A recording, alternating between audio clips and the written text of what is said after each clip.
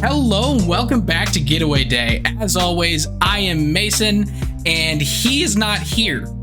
I am going solo tonight as Gautam is on vacation out of the country. So I wasn't going to make him try and call in to chat with us tonight. So instead, I'm going to try and do this on my own. I've done it exactly one other time, and that was last year. That episode, if you guys were here, I basically just ranted about the Baltimore Orioles for an entire hour. I'm going to try and keep a positive message for an entire hour on my own this time. So it's going to be a little bit different. But yeah, so my entire plan for tonight is actually to keep as close to a normal podcast as possible, even though there's not going to be any back and forth. With that being said, we will start with This Week in Baseball. And then if you've noticed the title of this week's episode, Modern Art of the Steal, I will be doing a deep dive into some of the statistics of stolen bases throughout history and especially throughout the beginning of this season. So, yeah, that's the plan for today. Let's see how this goes. So we're going to start with This Week in Baseball, and there was a lot of interesting stuff that happened this week. The first of which being that we are seeing before our eyes the breakout of a young stud prospect who made his debut back in 2021. He kind of flopped, has been back and forth from between the majors and AAA, and really hasn't been able to find his groove in the majors until now. And that player is Jarred Kelenic of the Seattle Mariners. Jarred Kelenic was the number 6 overall pick back in the 2018 draft by the New York Mets. He was sent over to the Mariners in a trade that sent Edwin Diaz back to the Mets. So Kelenic was supposed to be like the first big prospect for the Mariners to come up, be productive at the major league level, and put them on the path towards competitive baseball, postseason baseball, and potentially a World Series championship here in the next couple of years. The second guy in that list was going to be Julio Rodriguez. Now, fast forward to 2023, we know that Kelenic has really struggled to get off the ground so far in his career, posting a career WAR of minus 0.5 coming into this season. He is not hit over 180 at the major league level until this year. He has shown some of the power that he was supposed to have as a prospect, but not on as consistent of a basis as we would like to see. However, this season in 2023, Jarred Kelenic is batting .333, .393, .667 through 56 plate appearances with 4 home runs, with 0.9 WAR accumulated in the first 15 games that he has played. That is amazing. If you look at any stretch of his career, this is amazing. This is what we were expecting to see when he came up as a prospect in 2021. But it gets even better than that, because if you look at just the last week of Jarred Kelenic, he has hit 4 home runs in the last week. One of them was 482 feet. That is borderline prodigious power right there. And as a part of that stretch, hitting 4 home runs, he is triple slashed 474, 545, and 1.211. And this is numbers through yesterday. So the game that's going on today, if it started yet, I'm not really sure as I'm recording this. That's not included. So this is as of yesterday. Those are Kelenic's numbers.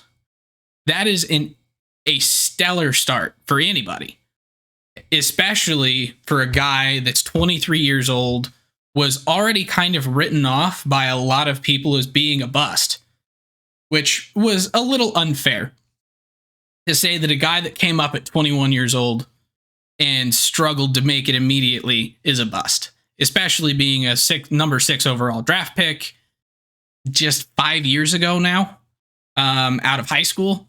So this is the breakout that we've been expecting from Jarred Kelenic. And if you guys have not been watching, I highly suggest you do, because he is going to be a very good player.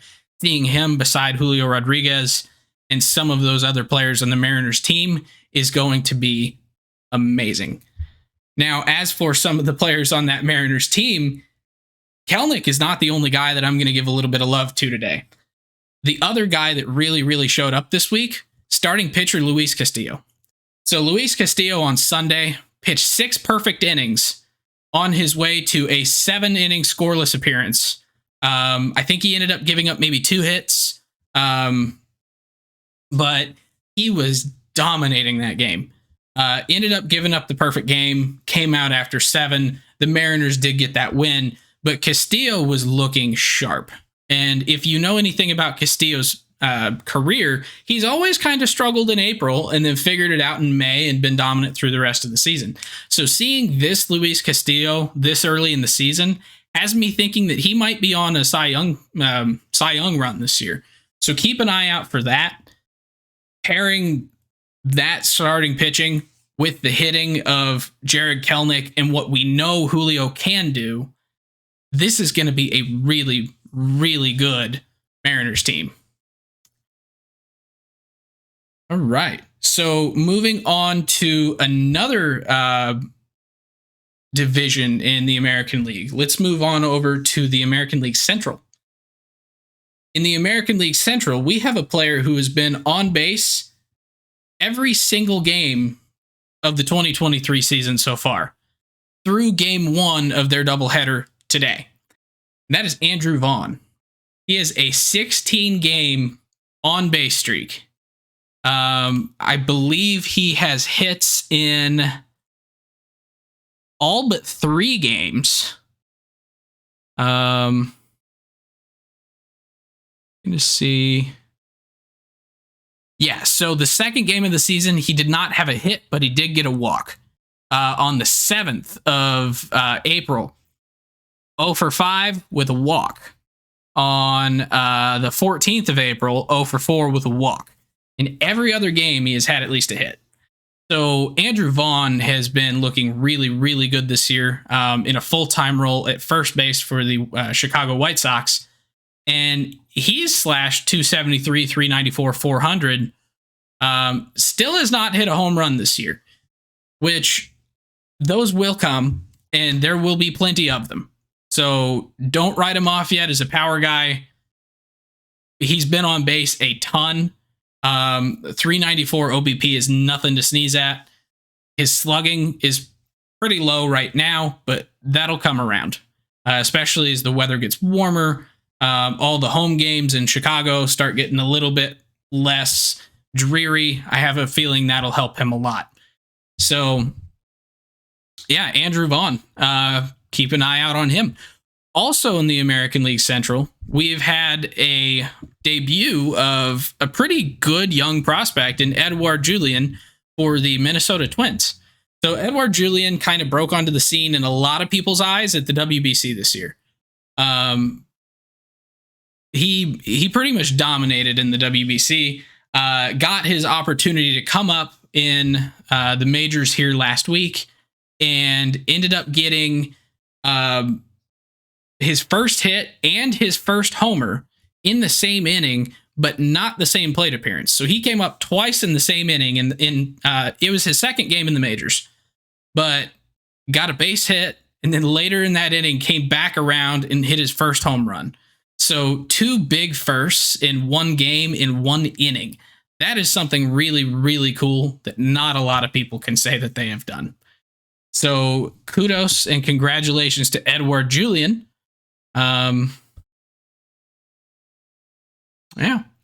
And then, see, we got 2 other things that I want to talk about here in This Week in Baseball.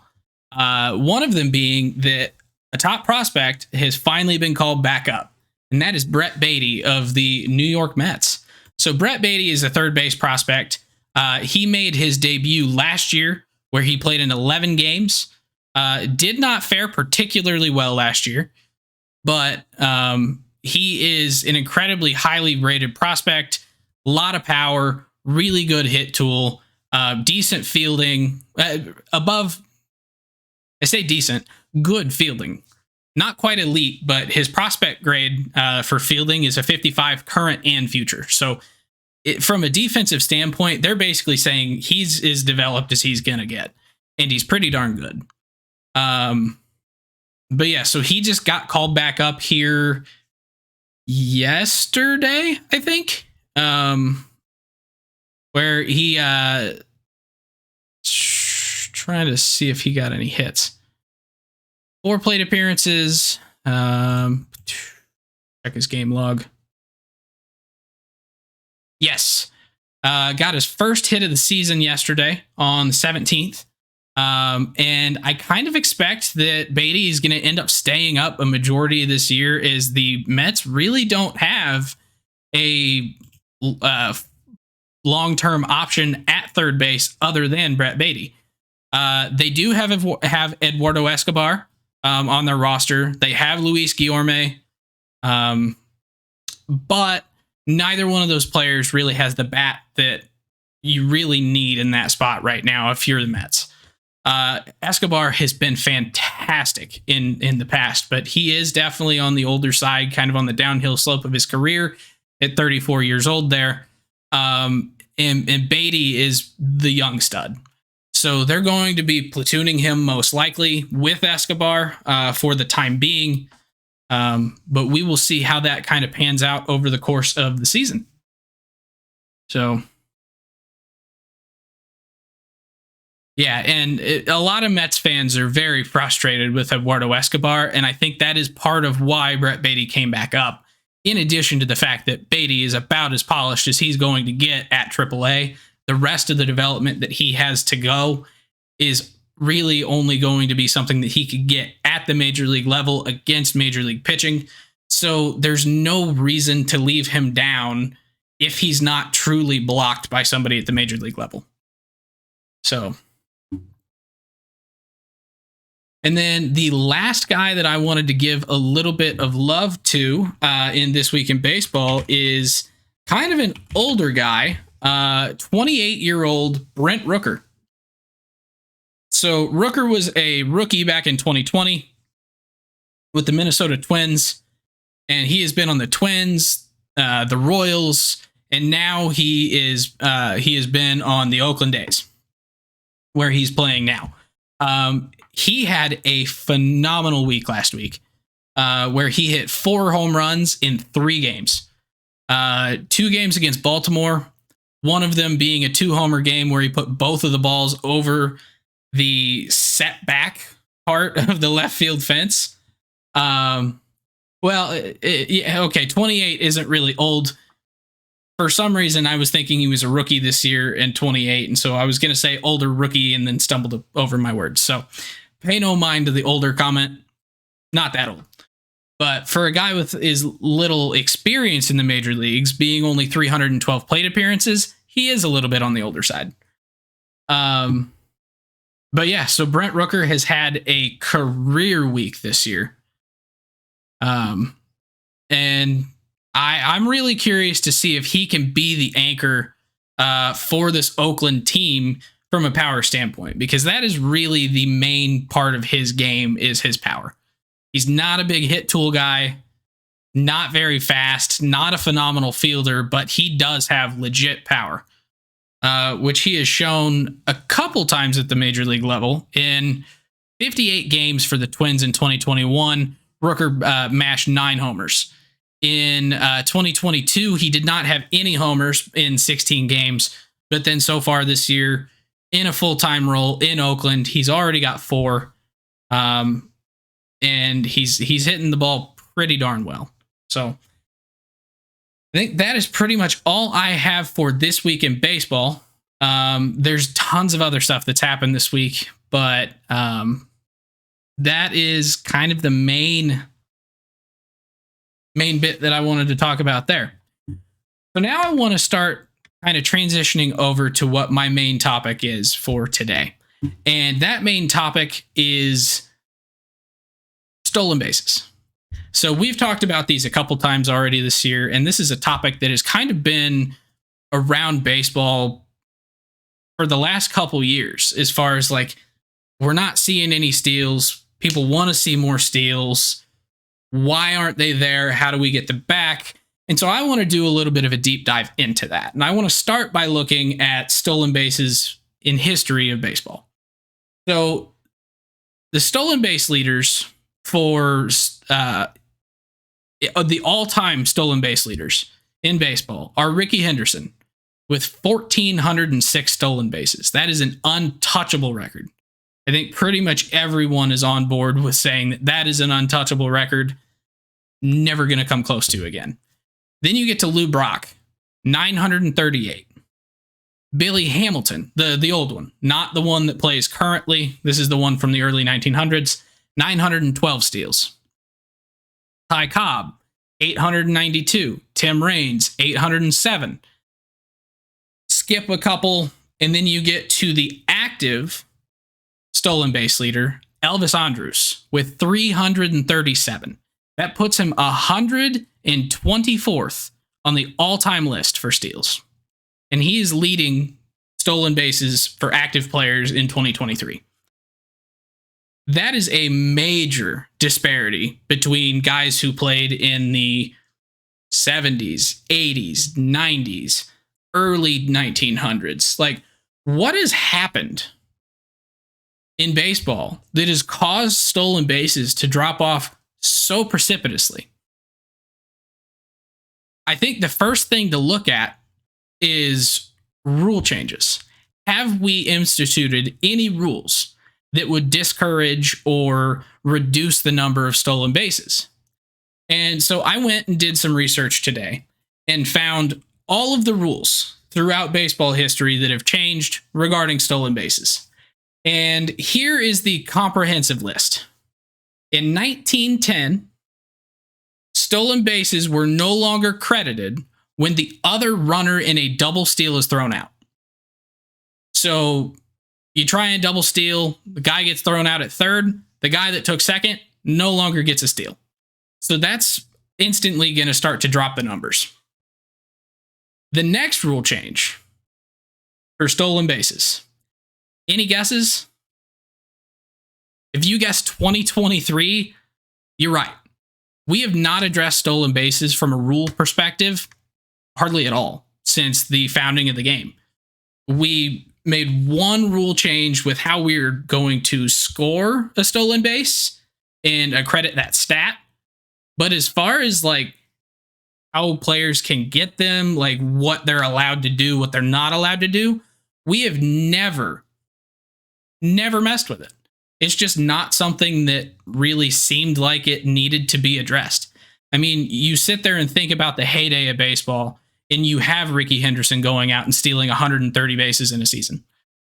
Like, people just haven't really thought about the fact that the game has changed so much that if that is something you want as part of the game, you're going to have to address it until now. And in 2023, we've seen two rules that directly affect stolen bases, and one that I would argue does have an impact, although it is not directly addressing stolen bases. Those rules, as we've talked about on this podcast multiple times already, increasing the base size from 15-inch square to 18-inch square. That gives you 4.5 inches closer between the bases. So anything that's like a really, really close, like stolen base or out play at second base, that is now more likely to be a steal. In addition, Major League Baseball is limiting the number of pickoff attempts that a pitcher can make to any of the bases to try and pick someone off. So they used to be able to pick off unlimited amount of times, and it really slowed the game down. And so this is really something that they're doing mostly from a pace of play standpoint. But whenever a pitcher is only allowed to pick over twice without consequence, if they get to that second time, or they even pick off the first time, they're really, really leery about trying to pick off a second time. Because once you burn that second time, a runner basically is just going to take off and try and steal. Because if he doesn't get caught and the pitcher disengages, well, that's a balk, and he gets second base anyway. So there's a lot more incentive for people to try and steal. The other rule that I think does kind of affect stolen bases is the pitch clock. Because now with the pitch clock being instituted to where it's 15 seconds with, that's with no runner on, it's 20 seconds with runners on. Batters have to be ready by 8 seconds, and then the pitch has to be off. But with that, it leaves a lot less time for a pitcher to get their call, agree on the pitch, check on the runner, hold the runner, and then get the pitch off. And so now there's so much more that they're trying to pack into a 20-second span that you might see more of those mental lapses where they forget to check on a runner, where they forget to, where the runner is just more encouraged to steal because he's kind of in that pitcher's head. So I personally think that is a factor in stolen bases moving forward. However, that one is a lot harder to quantify than any of the other rules. So, but those 4 rules, that is all that we have done in the history of baseball to address stolen bases and either encourage or discourage them, or not really discourage, because even though we had less steals after the 1910 rule change, that's just by counting. It really didn't affect anyone attempting to steal. It's just when someone took second, but the guy got out at third, we're not going to give that guy credit for doing something good when the play was over here and there wasn't an opportunity for them to get the guy at second. So that makes a lot of sense. But so now I want to kind of take a step back and look at kind of all the trends we have seen with stolen bases since 1910, whenever we have kind of a set group of rules around stolen bases and how they're quantified. So let me change my screen here. All right, so I have a couple plots here, and I really, really hope that these are not too small. If anyone in the Twitch chat can inform me if this is kind of hard to read, I would appreciate it. I will try and play with it a little bit.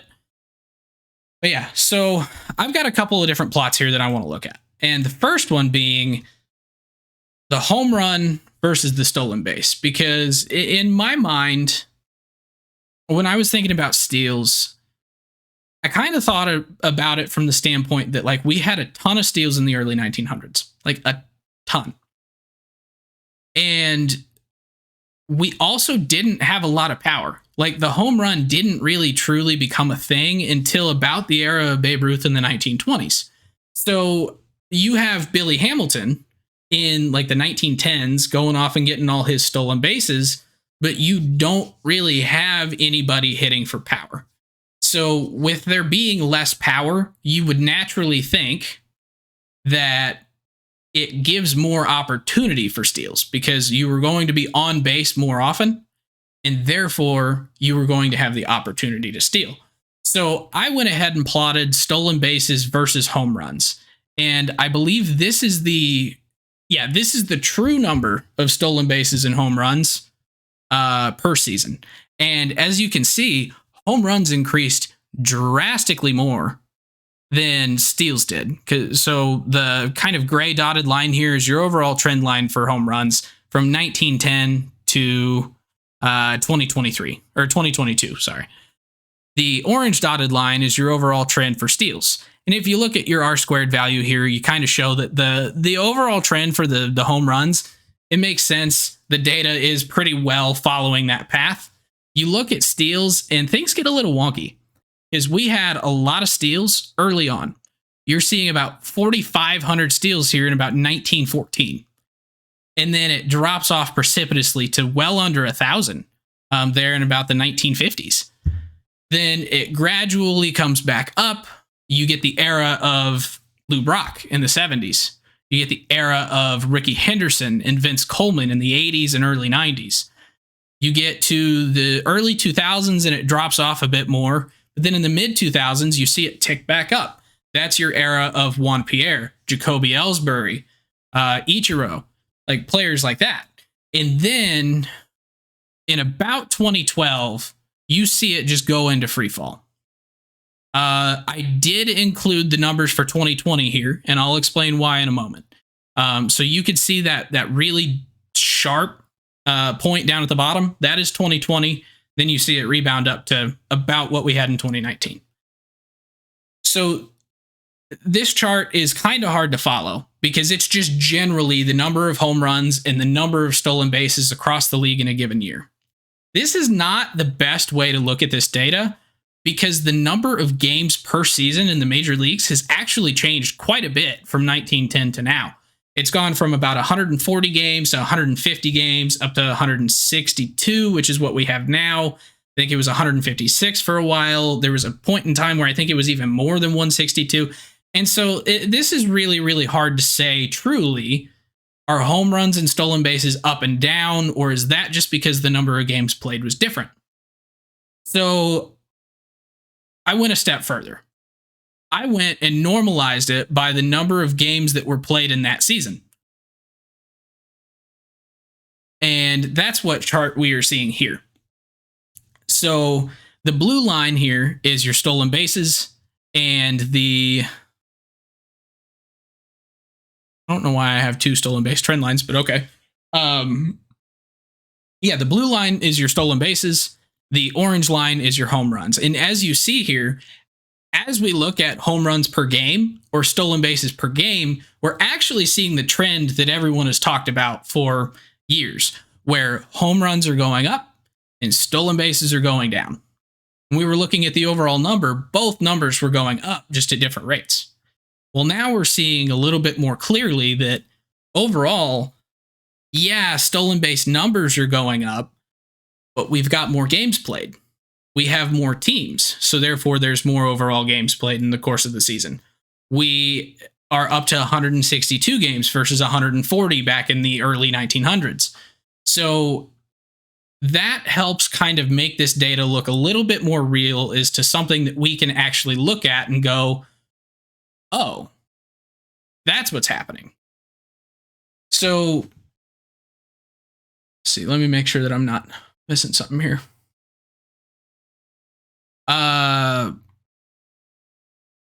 I completely forgot to copy a particular chart. Okay. Let me grab this chart real quick because this is kind of important to what I was going to say.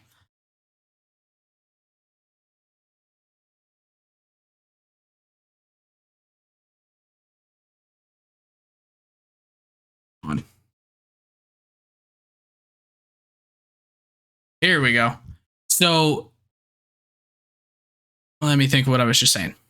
Yeah, so as we've seen home runs go up, we've seen stolen bases go down. And if that makes sense, because as you hit more home runs, you're clearing the bases more often. So you don't have anybody with the ability to steal because there's just no one on base.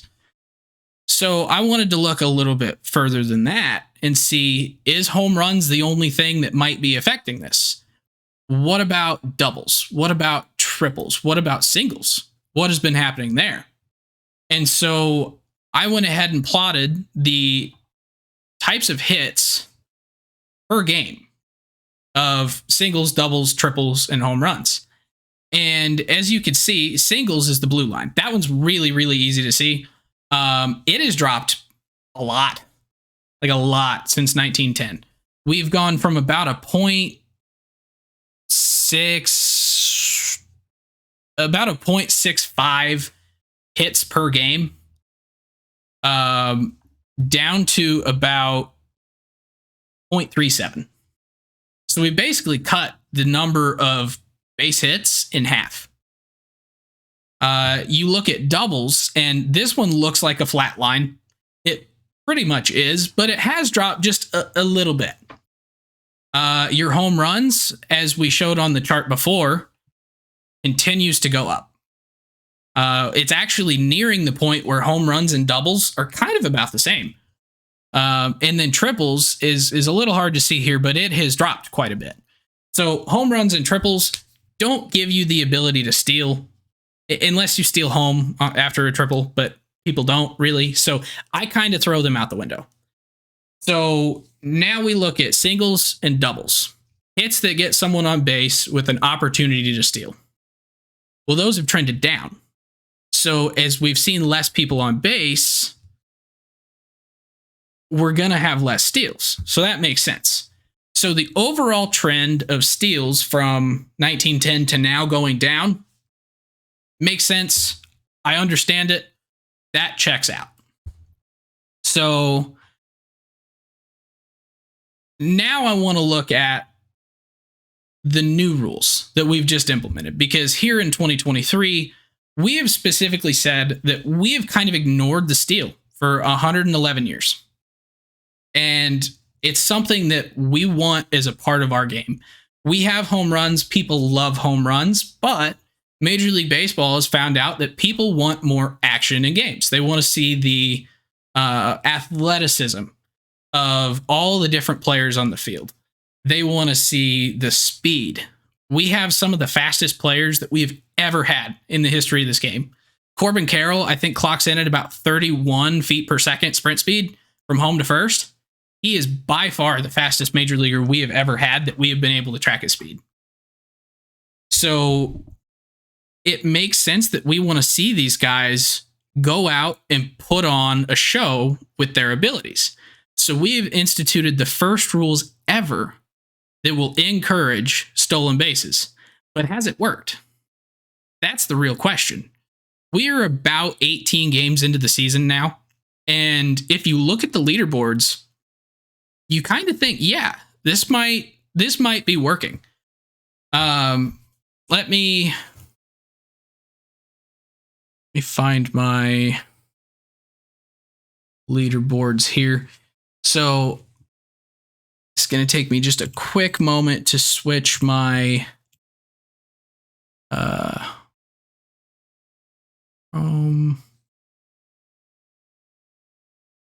oh my goodness. Not that one. This one? Oh, that did not work. Okay. Let me just go back to where I was at. Okay. So I guess I won't put this on the screen, but I'll talk through it. So far through about 18 games of the season, we have 9 stolen bases for the leader in Nico Hoerner, 8 stolen bases from Jorge Mateo and Cedric Mullins, 7 from guys like Acuna, Miles Straw, Starling Marte, and Anthony Volpe, 6 from Corbin Carroll, the guy that I literally just said was the fastest player in the majors. So this seems like a lot. Like, without looking at any data or comparing it to anything at all, that feels like a lot of steals for 18 games in, especially given what we've become accustomed to in the stolen base department. So I went and looked a little bit further than that. The very first thing that I looked at was how many players in 2023 have a steal so far. The answer, I believe it was 165. 165 players have a steal so far in 2023. That number in 2022 was 68. We have had twice as many people successfully steal a base in 2023 than we had in 2022 at the same time, like at about 16 to 18 games. Twice as many players. So that leads you to believe we've probably had twice as many attempts, right? Well, not quite. So through the first 16 games, I was able to go back and look at the data from 2002 to 2023. Unfortunately, this is the farthest back I was able to get through Fangraphs, and StatHead was kind of freaking out because I asked it to do way too much thinking, and it kind of broke it. So this is the data that we have for today, but I would love to look more into this. Sorry, I'm not used to talking this much without a break, so need a little sip of see there. But yeah, so through the first 16 games of the season in 2002 to 2023, I have plotted the stolen base attempts in blue, successful steals in orange, and caught stealings in gray. And as you can kind of see, over that entire period, we have seen a decrease in attempts, in stolen bases, and in caught stealings.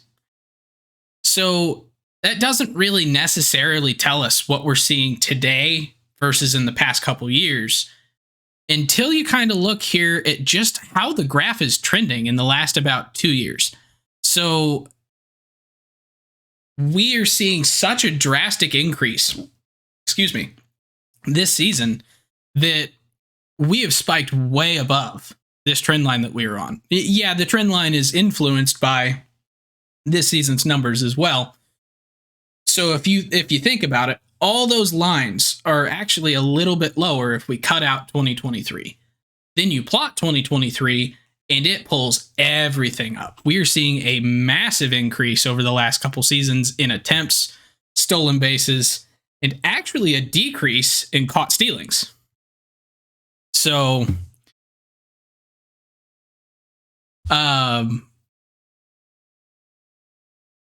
yeah, what was I saying? Oh, so here we'll look at the actual numbers that are associated with this chart. So in 2002, we had 414 stolen base attempts. That is cutting off. There we go. So we had 414 stolen base attempts. 274 of those steals were successful. 140 of those were not, which gives us a stolen base rate of 66%. That is really not that good. As you kind of look down over the next 20 years here, you see that we kind of tend to stick around that 71 to 73 percent range. So then you get down to 2023 this year, and all of a sudden we're at 82% success rate on stolen bases on 324 successful steals, only 70 caught stealings. This is, if I'm not mistaken, the highest number of stolen bases through 16 games since 2002. It beats out 2011 by 1 steal. However, there are 41 fewer caught stealings, which accounts for about the 8% difference in stolen base rate.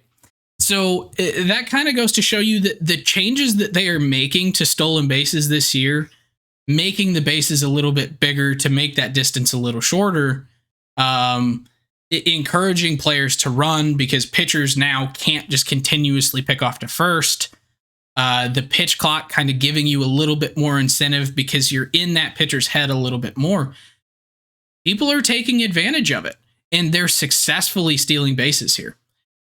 And so the main point that I'm trying to make today is that we finally address something that we have neglected since baseball was invented, essentially, in the 1850s.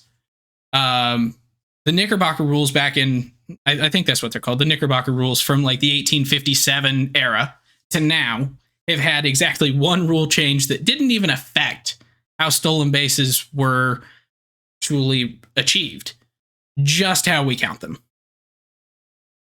And so for the first time ever, we have addressed it, and the data is kind of showing that it's working. Like an increase of about 9% success rate in getting our attempts back up to about where they were in the like 2010, 11, and 12 timeframe, where you had Juan Pierre, you had Jacoby Ellsbury, and all those guys kind of going off. Dee Gordon had a 60 steal season, and Billy Hamilton, current day, had a 59 steal season in that same year.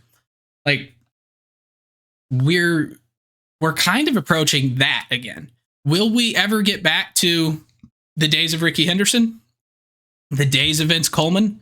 The guys who were stealing 100 bases a season? Probably not. But we've only had 800 stolen base seasons total since 1910. 8. One of them was Lou Brock. 3 of them were Rickey Henderson. 3 of them were Vince Coleman. And if anyone could tell me what the other one was, I would be impressed. Like, he's a big name guy. I believe his number is retired for the LA Dodgers, and that's Maury Wills, but not necessarily a guy that everyone thinks of. Those are the only 800 steal seasons since 1910. I think we had 1 or maybe 2 more before 1910.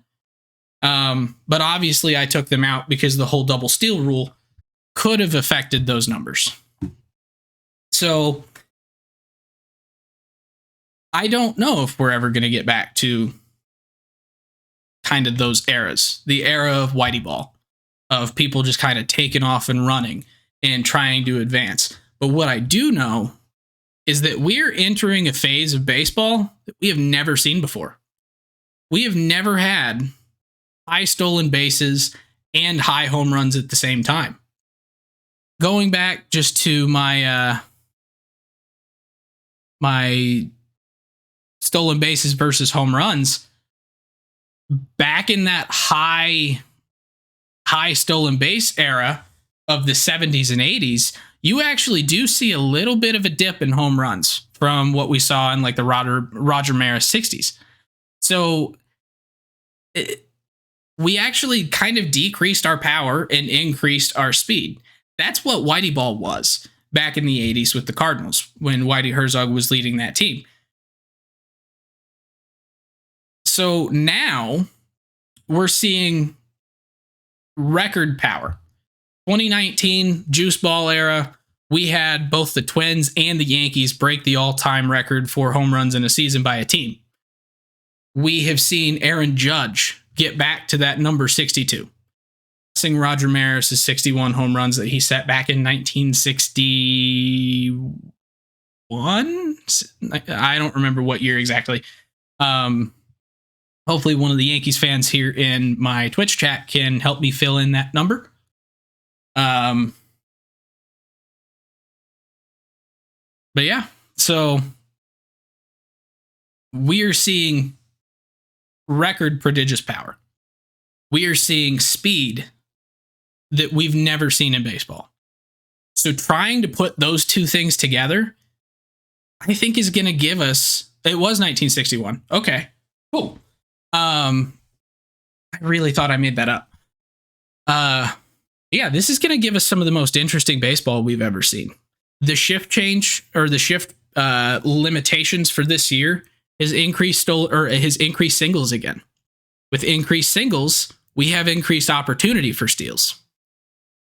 If we get more steals and then we continue with the home run power that we've had, we're going to increase offense.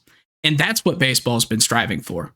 How do you get the home runs that people pay to see, along with more action in between, to build the best game possible for all of the fans? And I kind of think that baseball, for the first time ever, has changed something intentionally and is getting the results that they want. Like, they've changed the baseball. We kind of know that. They've changed some of the tolerancing on the baseball, and that's how we got the juice ball. That's how we got the dead ball. Like, they keep playing with it in secret. Well, here, they've straight up told us what they're doing, why they're doing it, and we can look individually. I mean, I just did all this math myself today, and I can sit here and tell you with certainty that it's made a difference so far. Will it continue to make a difference? That is a different question. For that, we need to look at minor leagues. All of the players that have been playing with these rules in AAA for about two or 3 years now. Guys like Corbin Carroll, who in 2022 in the minors had about 33 steals in 90 or 100 games. So stretch that out to 162 games. It's probably a 40 steal season. We only had a couple of players reach 40 steals last year. I think it might have been 2. The stolen base leader last year had about 42-ish steals. Let me actually get that pulled up here just so that I'm not making up numbers. So out of qualified batters, which I'm actually going to reduce that from qualified because I know that that is not the overall stolen base leader. Let's go down to 500 plate appearances.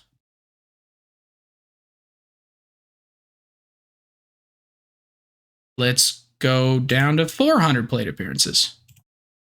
Someone show me Jon Berti. Here we go. We had one player eclipse 40 steals last season, and that was Jon Berti.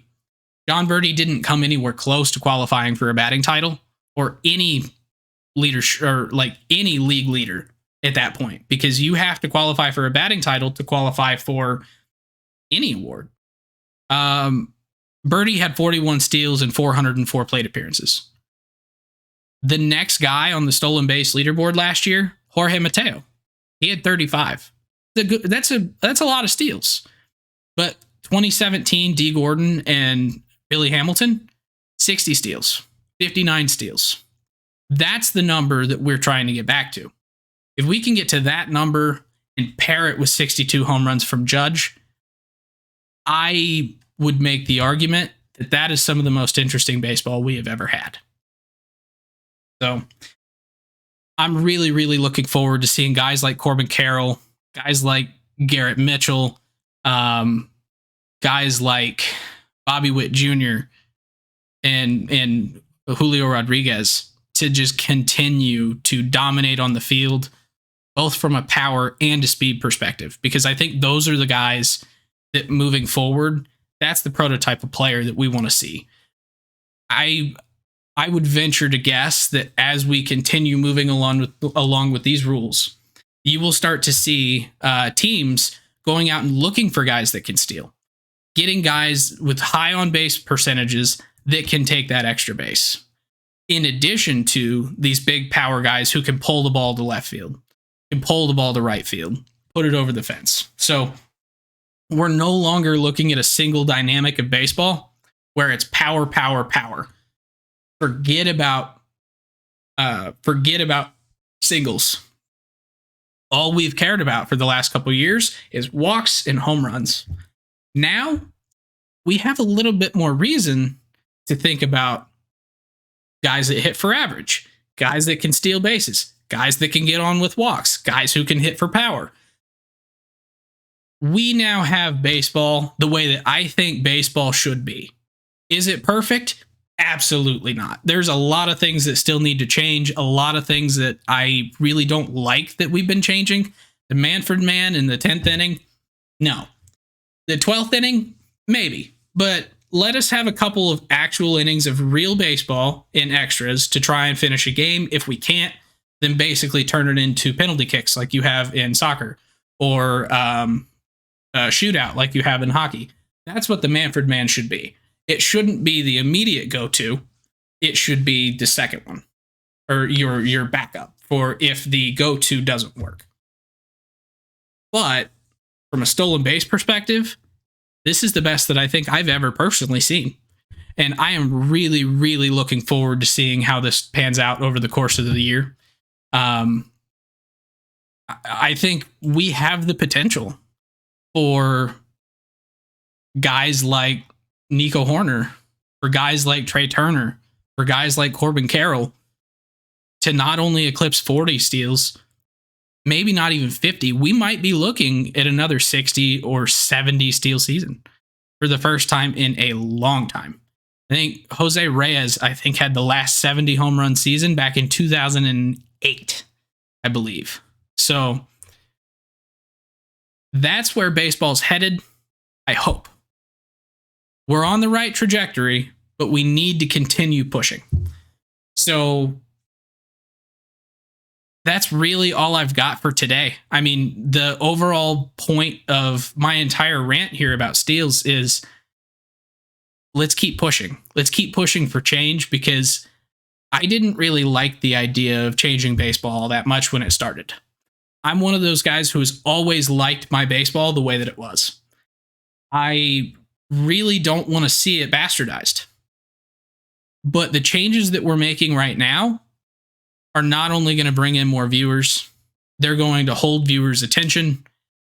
and it's really going to help the game grow while letting us showcase all of the best players available. So that is all I have for you guys tonight. Thank you very, very much for hanging out with me. Gautam, I believe, will be back here with me next week. So we'll be back to a regular 2-man podcast. But yeah, this has been a lot of fun for me, just sitting here and being able to kind of express my thoughts here on the stolen base and kind of the art of it and how it's changed over time. So I would love to hear you guys' thoughts. Please reach out to us on Twitter or Facebook or Instagram. Allie has been doing a fantastic job of putting out posts on our social medias for us. So make sure respond to those and let's keep this conversation going. But I want to hear you guys' thoughts on how the stolen base has changed, if it's better, if it's worse, what you want to see moving forward. How many steals do you think we could see this year? That's the kind of stuff that I want to see. So please make sure to check out our social media. You will hear all of that here in the outro. And that is it for me for tonight. So I will see you back here next week. If you enjoy the podcast, please subscribe on your favorite podcasting app or YouTube to make sure you don't miss any future episodes. Join the conversation on Facebook, Twitter, Instagram, and TikTok at Getaway Day Pod. If you enjoy card collecting, check out our sister YouTube channel at Getaway Day Cards.